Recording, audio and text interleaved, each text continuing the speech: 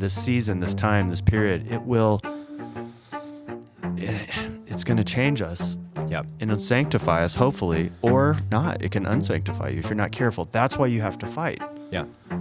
Because you can start believing lies.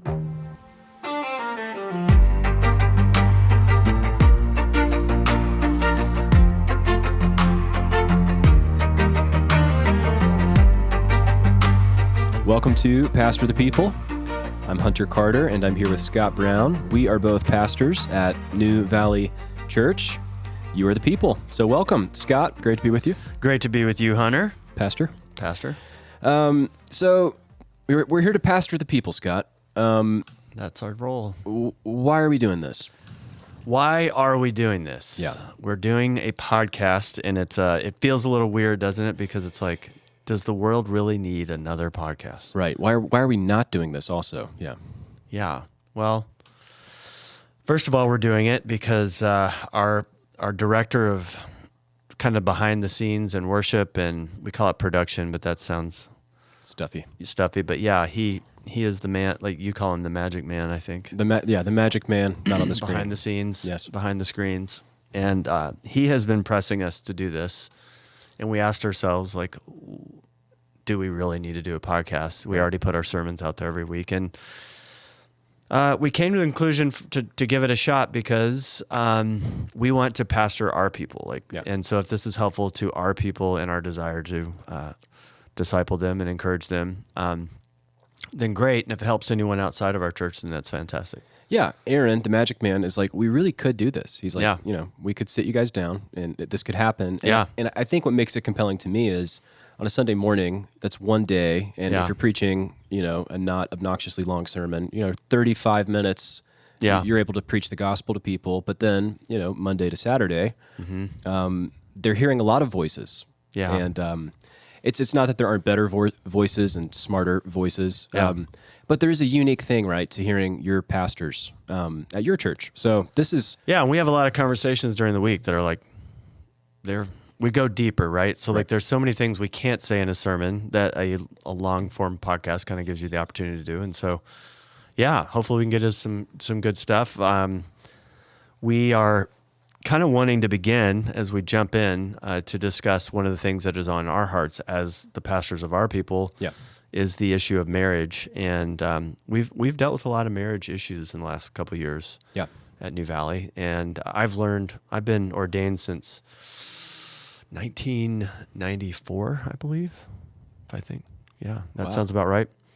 And so in that amount of time, I've seen a lot and picked up a lot, and so want to kind of get into it a little bit on the issue of marriage and hopefully be helpful for people. We're thinking in this podcast, we're not going to necessarily do weekly installments, but like maybe series. And so this first series is really going to focus, hopefully, a deep dive on the issue of marriage. Yeah, that's awesome. And just for the record, when you were ordained in 1994, I was 2 years old. Oh, thank you. Yeah. Yeah, you're welcome. So basically... You can call me Daddy. I probably won't, but I could call you boss, and I call you Pastor, actually. You call me Pastor. I do. You do. It's kind of my pet name for you, I think. Mm-hmm. So. It's a good one. You're a good pastor. Thank you.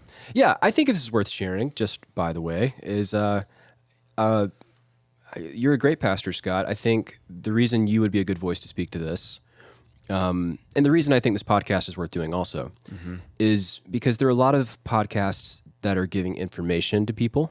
Mm-hmm. And you can find a theology podcast, or you can find like an entertainment podcast.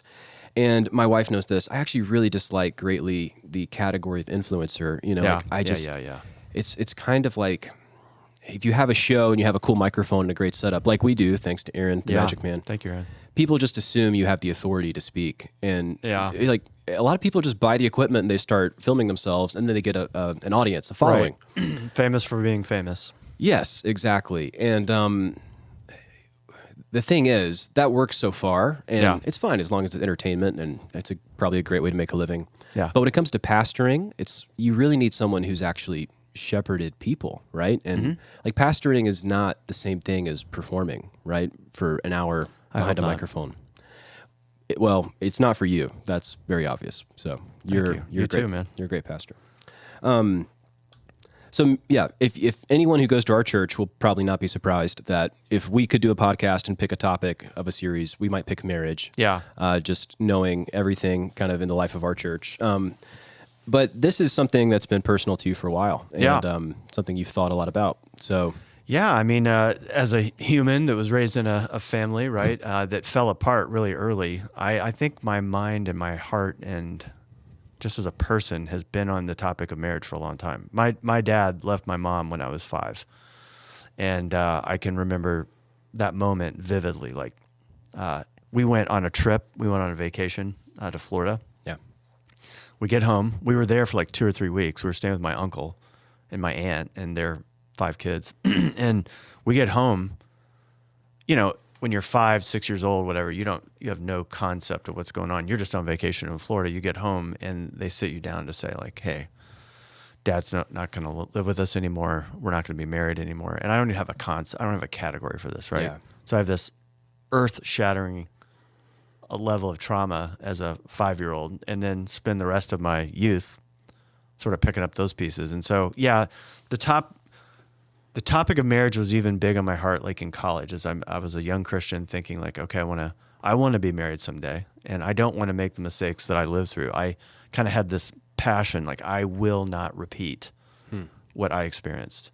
And yet I had this professor in seminary, interestingly, who was a counseling professor. And I went up to him one day after class and just said, hey, can I tell you my story? And we chatted and hung out for a little bit. And I told him about my dad, my parents' divorce, but then his subsequent affairs, which were multiple. Mm-hmm. He was married 3 different times, unfaithful to every wife. And that professor looked me in the eye and said, Scott, you are way more likely statistically to be unfaithful to your wife, Becky, who we were just married. Wow. And he said, you are more likely to have an affair than many people, and you have to be very careful. And I was really offended, actually. Yeah, that's a very direct thing to No, it was. say. It was very direct. And I was like, now, wait a minute. Like, I'm a Christian. My dad was not a Christian. I'm like, yeah, wait, but my dad wasn't a Christian. Mm-hmm. And he almost laughed and said, yeah, big deal. Wow. Yeah. And he goes, no, doesn't matter. And I go, but why? I have the Holy Spirit. I'm born again. And he goes, yeah, but I'm telling you, you have to keep your eye on the ball way more than others because of your history. Please don't ignore that. And I think that was helpful. That was a good warning. Praise God. I can honestly say I've never even been close to having an affair. So I'm not a statistic. I'm thankful for that. I believe it is because I'm a Christian. I believe it's because of the Holy Spirit and the Scriptures and God's work in my life. But his warning, I think, was a part of God's providence that helped me. He also said something else, though, and later in a lecture, he said this, and I didn't like this at first either. He said this: most Christians have as their primary goal to not get divorced, and he goes, that is a horrible goal. And I'm like, what are you talking about? Like, yeah. Of course that's a great goal. Don't get divorced. Like that is a commitment we make. We make a covenant of marriage, right? Like we're in this for life, and that was like a balm for me, right? It was like, I want to make sure that if I marry someone, she is making that commitment to not leave me. Like I don't want to go through as an adult what I experienced as a child. And so I'm kind of freaked out by why he would say that.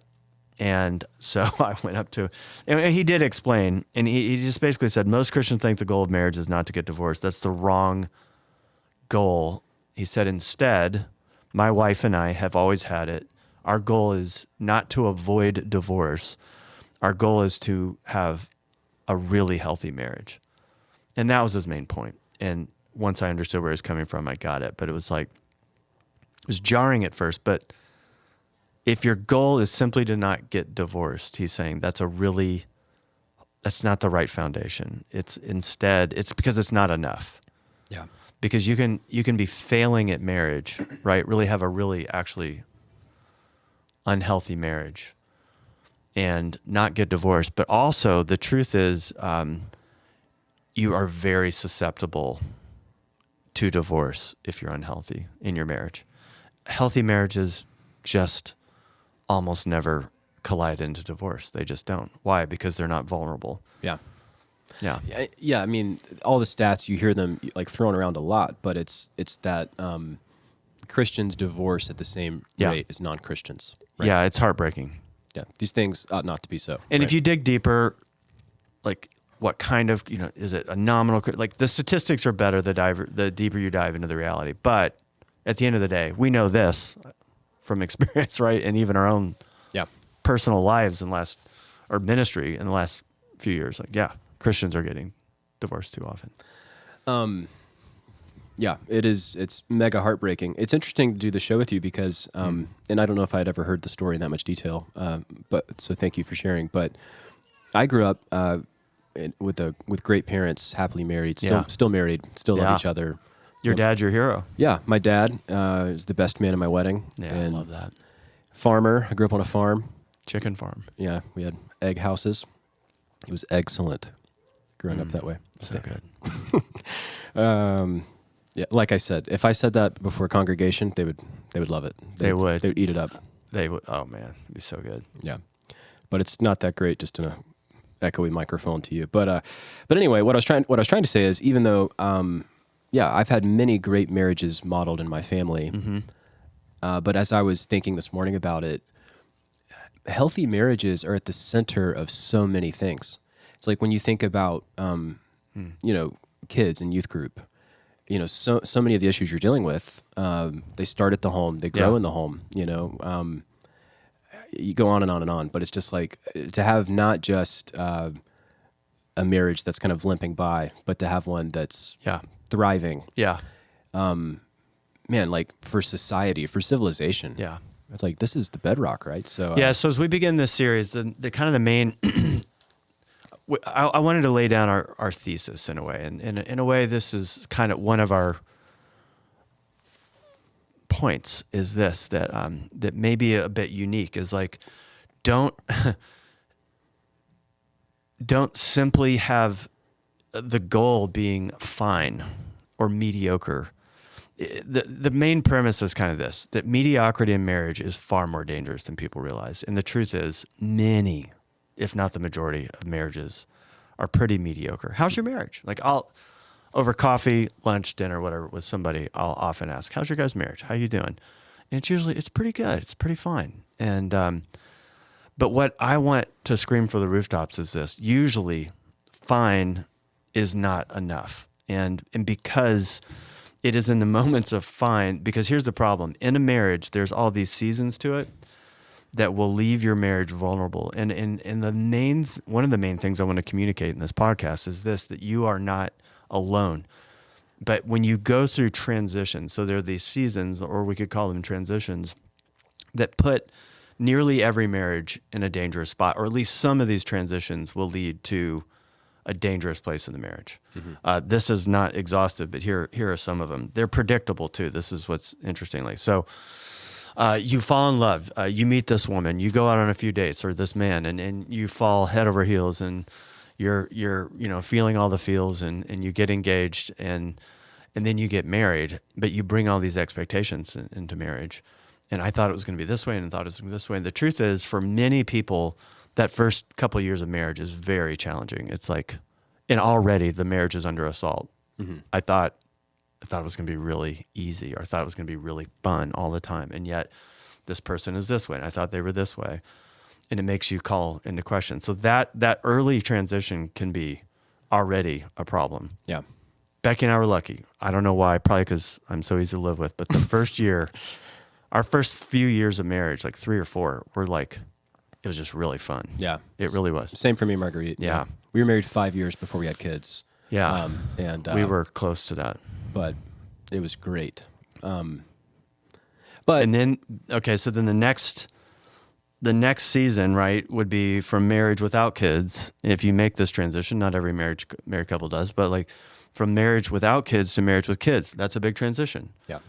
And an even bigger one, like from no kids to kid, unless you have multiples, then 1 kid to 2 kids. Right. Okay. That's where that transition for me and Becky from 1 to 2 and then 2 to 3. And you're literally living it right this moment. Right there. Got a 6-month-old. So that's when it hit for us. That was our first real challenge in marriage. Yeah. That was the first season where I was like, wait a minute. So the interesting, your thesis is basically Yeah. the real danger Yeah. is not divorce as much as mediocrity. Yeah. And it's kind of like divorce is like going off the cliff. Yeah. But mediocrity is like the drifting that direction, you know? Right. So, you're saying mediocrity in your marriage puts you in a vulnerable position. Yeah. Is what you said. Yes. Yeah. So don't just avoid. Yeah. Well, we're good because we're never going to get a divorce. We said so. We're Christians. We go to this church. We believe the Bible is God's inerrant word. We take the words of God really seriously. Or we haven't done something really big and wrong. Like we haven't had an affair against each other yet. So in a way, this is another premise, but it's like, in a way, Christians make themselves more vulnerable, potentially, because of this. Yeah, we are committed to never get divorced until you do. And here's what happens. You can build a false sense of security that everything is fine because we will never get divorced. Yeah. But if the problem is we live in a culture, the air we breathe says you do you. It's all about you. And it's all about you actualizing yourself and getting what you want. And at some point, you will break under that. I don't care what your biblical convictions are. Yeah. If under enough duress, enough pain, enough sorrow, enough sin against one another, a breaking of the covenant in a way, it can be. Not all sins are breaking of the covenant, but like you abuse each other enough, and I don't want to use that word improperly, but like you undermine one another, you take advantage of one another enough. Eventually, there's enough internal pressure and external cultural pressure that's like, yeah, it's not worth it. Yeah. It's interesting. I remember one time, and I don't know if I read this or heard this preached, but somebody said, when it comes to individuals pursuing like holiness, especially men, sanctification, right, growing more and more like Christ, he says a problem a lot of men have is they're reductionistic with that, and they think it's just all about like pornography or like your sexual purity. Right. And in a way, yes, like you should mortify that sin, obviously, but there's so much more to like sanctification than just not looking at porn. It's like if you think that sanctification equals just not doing that, you have a shriveled view and you're kind of aiming the wrong way. Yeah. Similarly speaking, when it comes to marriage, if your just focus is divorce, as long as we don't do the divorce thing, Yes. you're gonna have a shriveled view about, well, what is a real flourishing marriage meant to be? Right. And ironically, it's like you know what you're saying no to, but you have no idea what you're saying yes to. Yeah. It's like your goal in life should be like, I'm not going to die of cancer. It's like, that's good, but that's a good goal. But like, what if your goal is like, look, I may get cancer and that I can't control everything, but I'm going to eat healthy. I'm not going to smoke. I'm not going to, I'm going to avoid alcohol or drink less. I'm going to try to be a healthy person. Right. Yeah. And that's the same kind of thing. Yeah, okay, there are these seasons. We mentioned many. Engagement to marriage. Marriage without kids to a kid. When children are multiple. Becky and I went from bliss, truly. Like, we had a lot of fun. We were bonding and intimate in every way. And it was great. And then we had a kid. And it got more challenging. But we were still able to carve it out. Put him down. He would go to sleep. It'd be great. We'd have time together. Then we had multiples, and it wasn't Carter's fault. Love you, Carter. But it was like, man, it got harder. And then you had a third, and so it's a word to you as well. Like it, right. I started, and I think if I did anything right in that moment is I started fighting for our marriage right there. And it's because I was feeling it. I was feeling disconnected from Becky, and I felt the difference. And I'm not saying she was complacent. She wasn't. But I was the one kind of going, it just feels like we're roommates all of a sudden. Like, and I don't like that. Yeah.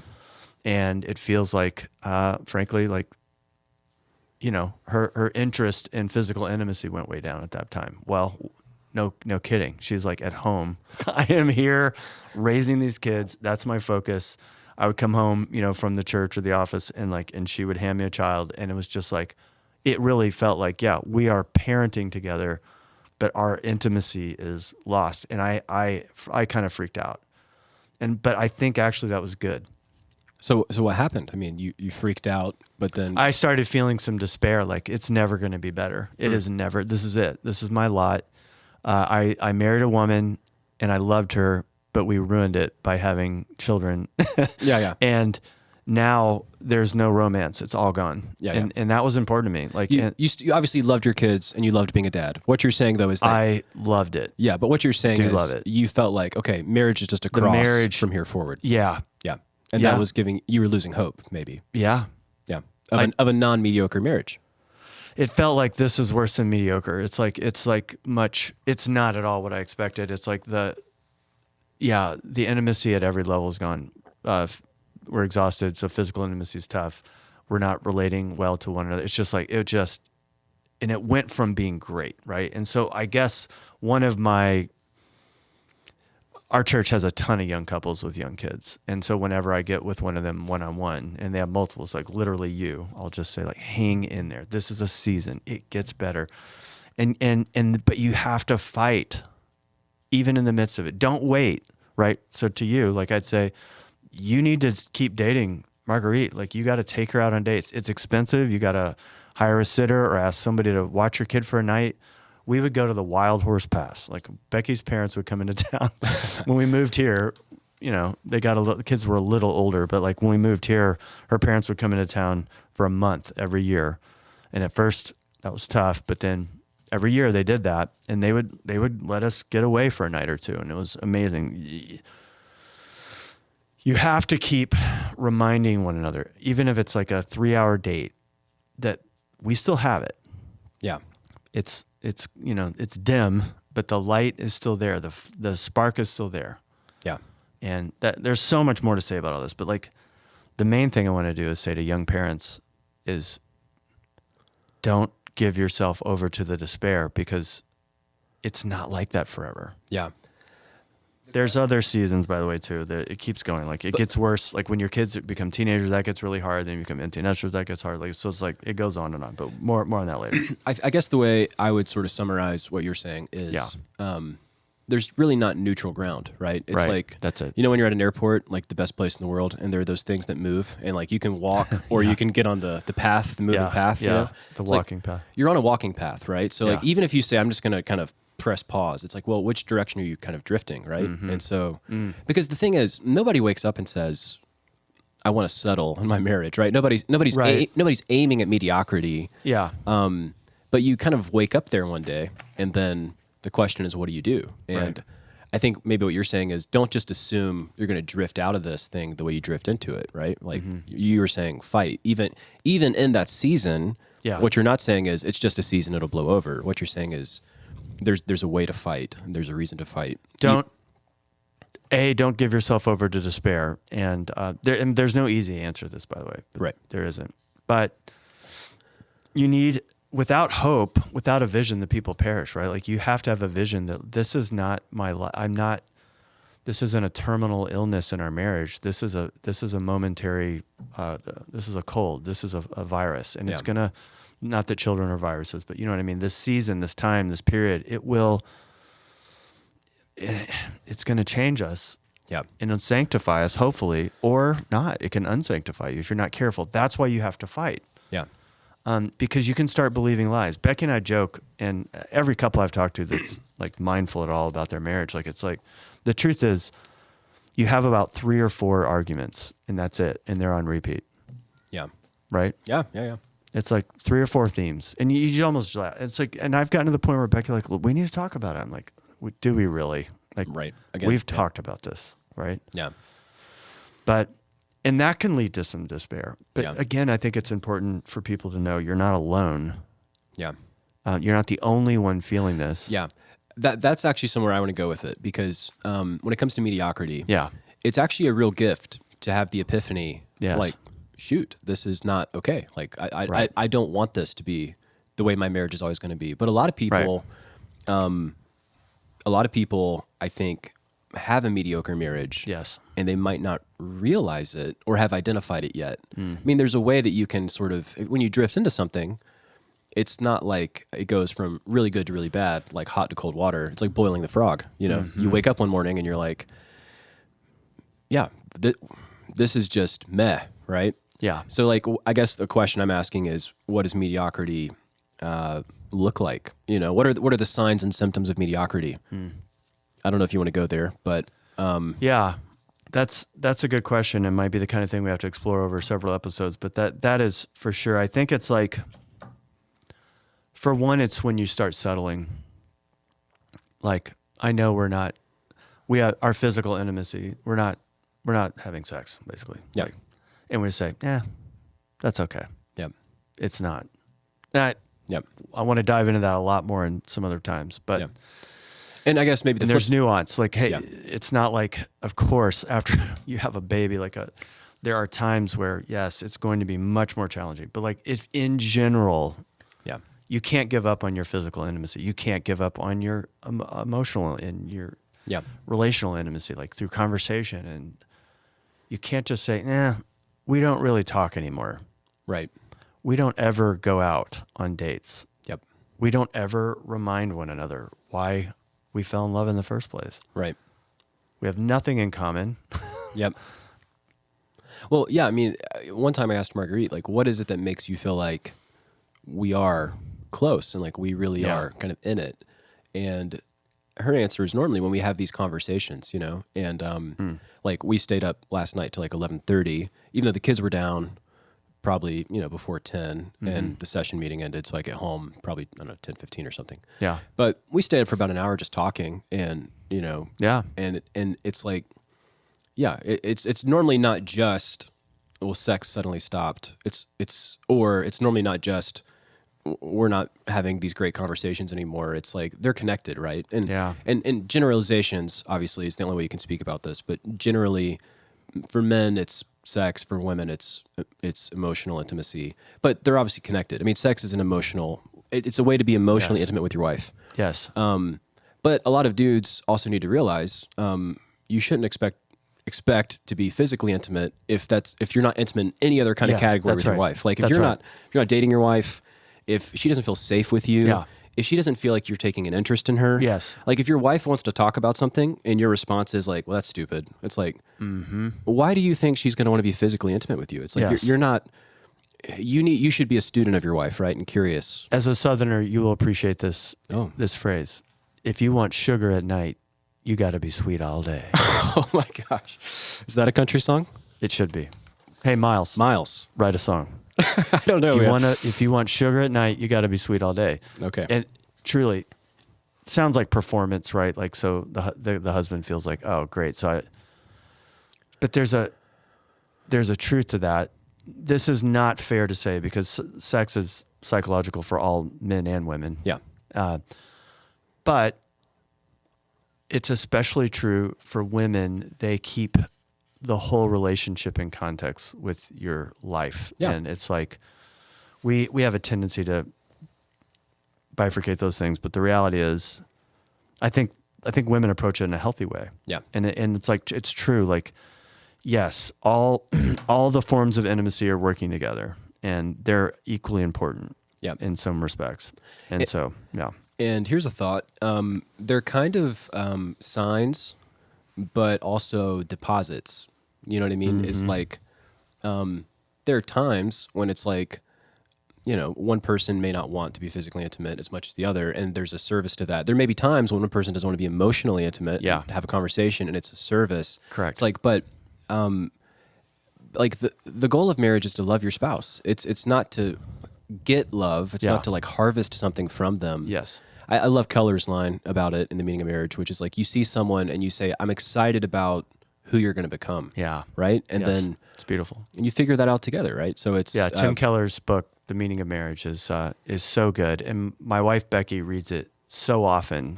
And she does the devotional too. And we read it sometimes at night before we go to bed together.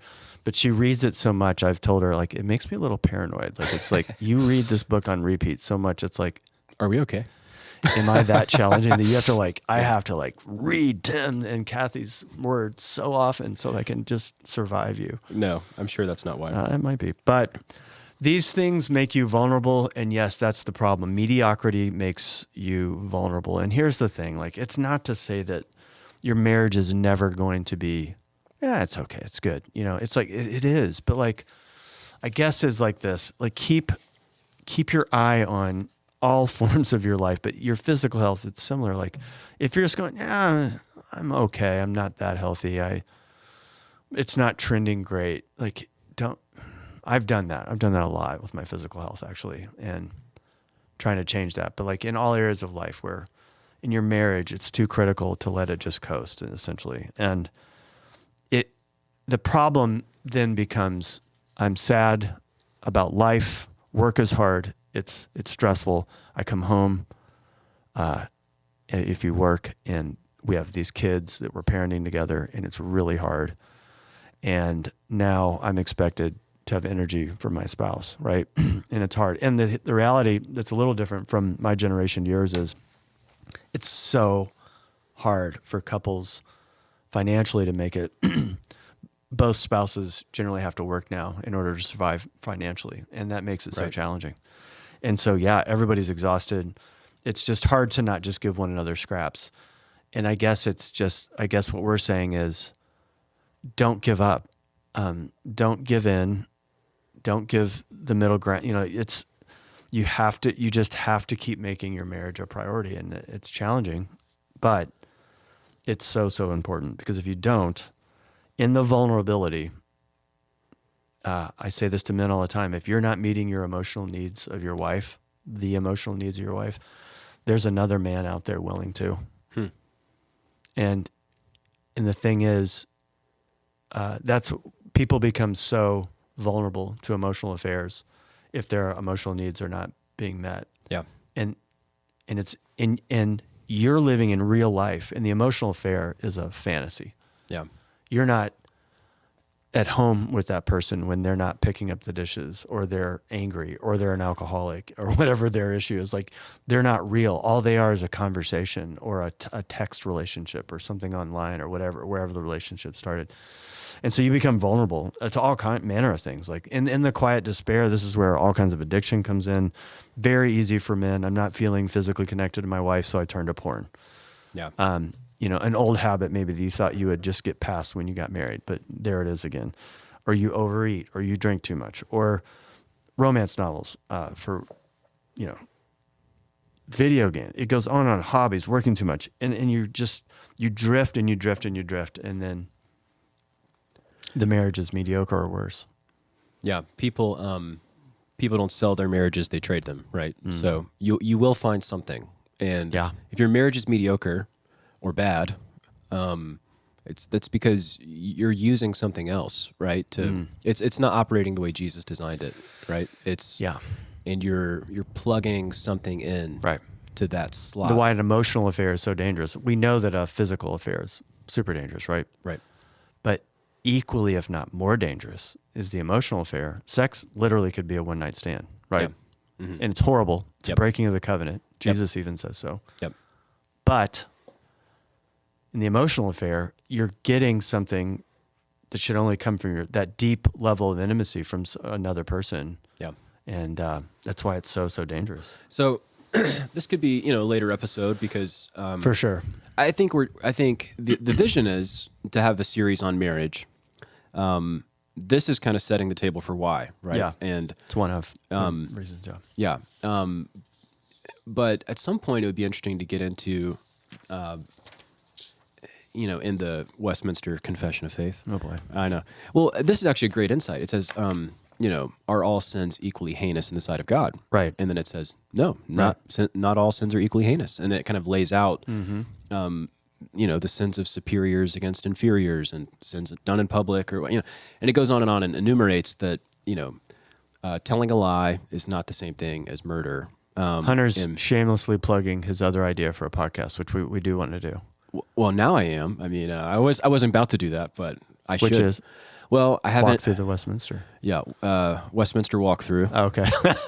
Close. I think I like mine better. Yours might be better. I'll think on it. But, I mean, the idea there is just, there are great insights through Westminster, and it's an old document written by dead white people, and it's not that interesting to our modern civilization. But if you can get past the face, it has a great personality, and it's really good. It's really good. So, it is. But what I was trying to get at, Scott, with you and the marriage topic, I wasn't actually trying to plug that. But what I was trying to say is, at some point, we probably should talk about having, I guess, the having the vision to see that not all sins are equally heinous, right? And what I'm getting Yes. at is like pornography. This is a big one, but it's like if a guy watches pornography, does that equal an affair? Right. It's like that's a hot topic question. I'm not saying we're going to answer it right now, but you need in marriage to have, maybe this is why I'm saying a podcast like this could be helpful. You Yeah. need in marriage to have a little bit of pastoral perspective for your marriage, to know You do. like, okay, well, this is a 10 out of 10. And you only thought it was Yeah. a 3 out of 10. Or, hey, this is a 3 out of 10 and you thought this was a 10 out of 10. Well, yeah, and the issue of pornography is a huge issue. Addiction issues, all that is like, and like, what does that mean? How does one get out? Anyway, that's a very good. Yeah, but back to your idea that not all sins are equally heinous is important. I think we're looking at the same thing. I was going to say to go where Jesus goes and like take this, drill down a little into the Bible. And in the notes here, you've got a verse here for us. Yeah, in Matthew 19:6, Jesus takes the foundation for marriage from Genesis, and he not only quotes Genesis, he doubles down in a way. Yeah. So he not only Jesus is being challenged right by the Pharisees who are divorcing their spouses for any old reason, and Jesus says in Matthew 19:6, so they are no longer two, but one flesh. Therefore, what God has joined together, let no one or no man separate. And, the thing, whenever I've preached on this passage, I often say this. I say, whenever we hear, let no man separate, we tend to think of external forces from the marriage that will separate us. And you should. An affair, an emotional affair, a physical affair. Someone from the outside hogging up your time, like a friendship that goes too far, whatever. Like there's all these external things. Even your kids, right, are external to the marriage and can drive you apart. Don't let anyone or anything separate you. You are now one flesh. But one of the things that have been on repeat in my sermons has been, one, avoid mediocrity, but two, the greatest danger or threat to a man or a woman separating you in your marriage is not outside of your marriage, it's inside your marriage. It's you. Yeah. That's the threat. It's the biggest threat. Yeah. Because once again, if you avoid being vulnerable, if you've worked so hard on your inner life, your walk with Jesus, but also your marriage together, and you've built enough intimacy, you can withstand the threats, the exterior threats. Yeah. It's the vulnerable person that gets picked off. It's amazing, even in our church, to think of so many marriages that have endured so much from the outside. When they're together and when their marriage is healthy, it's like they can take anything. I mean, it's like it humbles you. And then There's a power in it. Then you see people who, from the outside, it's like they don't seem like they have any real exterior threat to their marriage, but it crumbles from within. Right. And it's like, well, that's the key, right? It's not focused on the circumstances, but it's focused on the heart, your heart, and your spouse's heart as much as you can to serve them. Yeah. And obviously, you're not responsible for anyone but yourself in one sense. In another sense, it's like when the two become one. I mean, it's not in the notes here, but like Ephesians 5 is kind of the fulfillment of Genesis 2. Yeah. And that's where, Paul says the same thing, for this reason a man shall leave his father and mother, hold fast to his wife, the two become one. And then he says, this mystery is profound. Yes. I'm saying it refers to Christ and the church. Yeah. Yeah. So it's like, I guess that, to me, what I find compelling about that is it's like the gospel is not a metaphor for your marriage. Your marriage is a metaphor for the gospel. The gospel's the real thing that your marriage is just a picture of. Amen. And that should be, and if nothing else, I think that should be real fuel to say, this shouldn't be mediocre. Like, the gospel itself is not mediocre. And if we're going to be an incarnated picture of the gospel to a watching world, why in the world would you try to tell them that it's no big deal, that it's mediocre, that it's bleh? It's like, the gospel's not bleh. It's exciting. It's riveting, right? So, anyway. Indeed. I don't want to leave without a little bit of advice, I guess, like, because you're going to say, well, how do we avoid mediocrity? And I really want to spend time in other episodes exploring that much more. But like, and this is not the only issue, right? Is avoiding mediocrity, but it's really, it's being intentional at the end of the day, and not coasting. We kind of had this tendency. I think Christians have this tendency that neutral is safe, and instead of, like, I think of sanctification, we've been thinking about the topic of sanctification quite a bit. You know, justification is in our theology, and it's Paul's theology in the scripture, that when you put your faith in Jesus, you are declared righteous before a holy God. Yeah. Not by your own righteousness or your own goodness, but on the account of Jesus' good works and his righteousness, which is altogether holy. And it's given to you as a gift. That's justification. That's the beginning of the gospel, but the gospel also includes sanctification, right? So when you come to faith in Jesus, that the process of becoming more and more holy, becoming more like Jesus, is inevitably worked out in your life through the power of the Holy Spirit. And in that sanctifying process, it's important to fight. And I've kind of I got off on justification and sanctification, kind of forgot where I was going, but.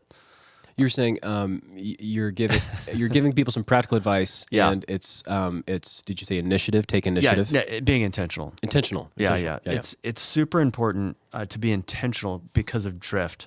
Here's the thing: my family is rooted in southern Indiana. Essentially, my parents all grew up in Evansville, Indiana.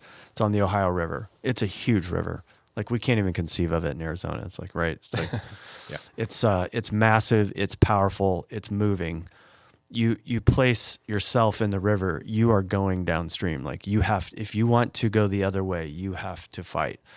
And what we're saying is this: there is a stream in our culture. There's a stream in our hearts towards selfishness. It's the world, the flesh, the devil. But there's also, marriage has these rhythms that make it really hard, all these transitions that make it really hard. If you don't swim against the current of selfishness and pride and arrogance, the inevitable will take you in your marriage to places you never intended it to go. Yeah. And your life is the same way, right? Just like your own heart. C.S. Lewis, I'm not going to quote him perfectly here, but like basically says everyone's on one of two trajectories. You're either becoming a creature fit for heaven or for hell. Yeah. For sure. Your marriage kind of is too. Yeah. Wow. That's a good, hard but good word, right? Yeah. Like, you're either moving more and more into the image of what Jesus envisions for marriage, where you're loving one another as much as you love yourself, or you're becoming more independent from one another, more disconnected. And so it's little things. It's like, we make these vows, and when I do a wedding, I require the traditional vows. I'm sure you do too. Yeah. And I say, if you want to write your own vows, that's awesome. Do it. But you're going to say these two. But you're going to have to say these. Yeah, for sure.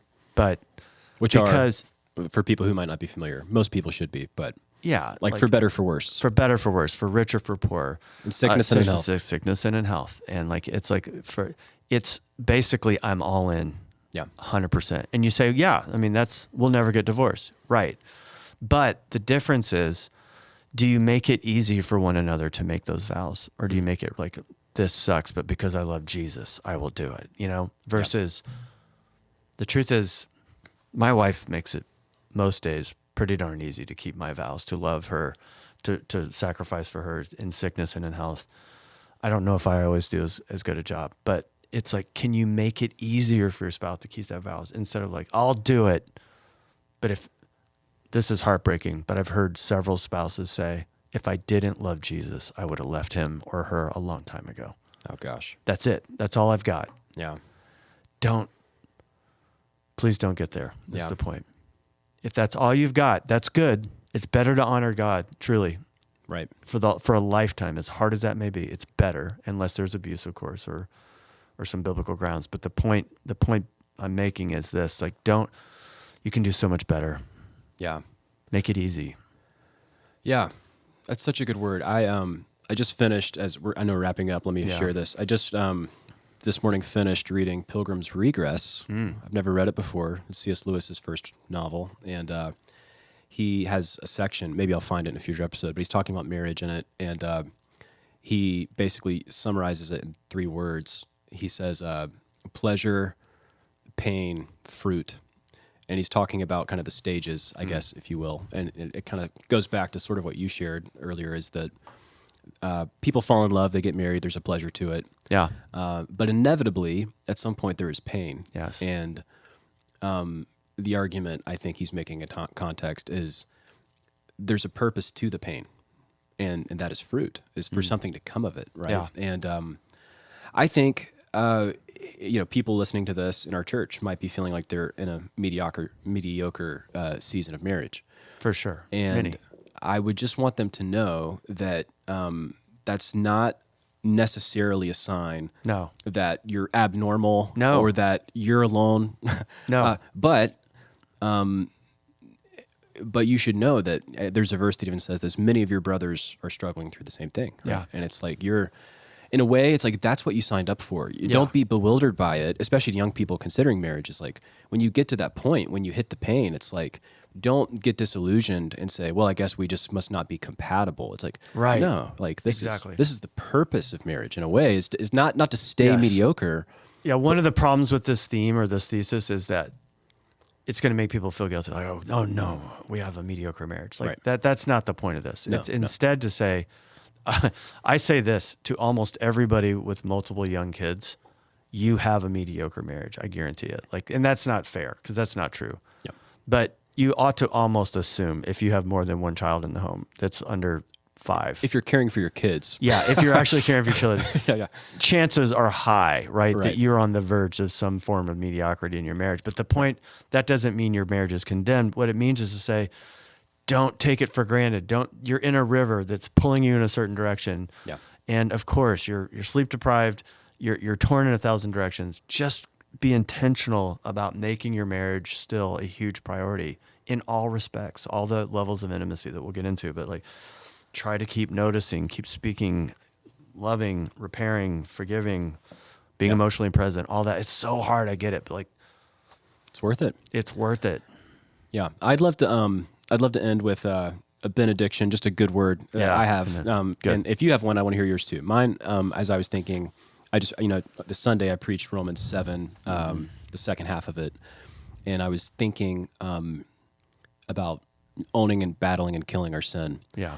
And something I just am feeling kind of strongly at the moment is that when we have these battles, and the battle against a mediocre marriage is a true battle, like there's a real purpose to it. And I guess the thought I have is, I'm sorry to always keep tying it back. I did campus ministry with a lot of young guys for a while, but when you think of sanctification and you think of like pornography, it's like, if you think that's all God's plan Right. for you is to overcome that, it's like that's not the final boss battle. It's like the first boss battle. It's like get through that so you can go have victory in ways you haven't even dreamed of, right? Like, and I guess what I would want to say to people is, it is a battle, but like your marriage can change. Your marriage can be good. It doesn't have to stop here.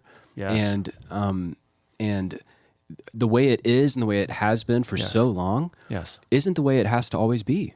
It's like, but the gospel, the power of the gospel, by that power, Jesus was literally raised from the dead, right? Amen. And if like 3-day dead lungs can start expanding again, it's like your marriage Yes. can breathe again, and it can be beautiful. It can be better, right?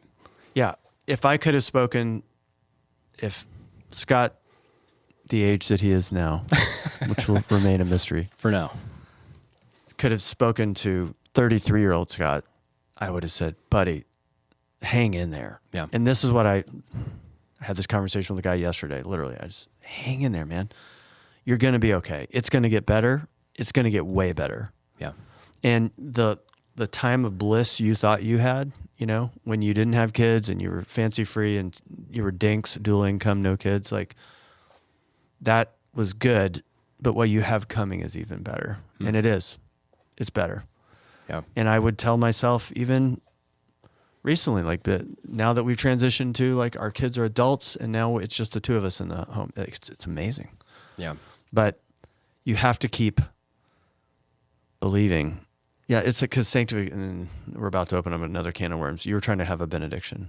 Well, I'm doing a postlude. We can go as long as you want, Scott. But it's like sanctification isn't only saying no to something. It's not just simply not looking at pornography, right? It's the expulsive power of a new affection, right? Like it's not simply not loving sin, it's loving God more. It's not simply, there's goodness on the other side. It's not simply saying no to something, it's what you're getting to say yes to, right? Yeah. There's a whole, the Garden of Eden is pleasure. Eden means pleasure in Hebrew. It's the Garden of Pleasure. And it's like God said yes to the whole garden. You can eat the fruit of all the trees in the garden, but not this one, right? Yeah. So he's a God of yes, not a God of no. And trying to get people to see there is a whole garden. There's a whole paradise to have in your marriage. And this is going to be great, Scott. I'm excited for where we go. Me too. Way to kick it off. So thank you. Thank you. Thank you guys. And thank you to the magic man, Aaron Hansen. Until next time, thank you for being with us for Pastor the People. Peace.